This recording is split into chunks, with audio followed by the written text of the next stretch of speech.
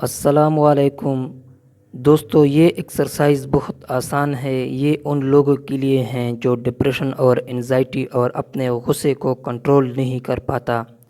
اگر وہ اس ایکسرسائز کو سیکھے اور اس کو پریکٹس کرے تو انشاءاللہ آپ کو بہت سکون محسوس ہوگا۔ یہ ایکسرسائز ہمارے جسم میں، ہمارے دماغ میں جو پریشان کن خیالات ذہن میں چل رہے ہوتے ہیں، اس سے کیا ہوتا ہے، اس میں ایک بریک آتی ہے۔ اس ایکسرسائز کو ایسے پرسکون جگہ پر کرے کہ زیادہ ڈسٹربنس نہ ہو۔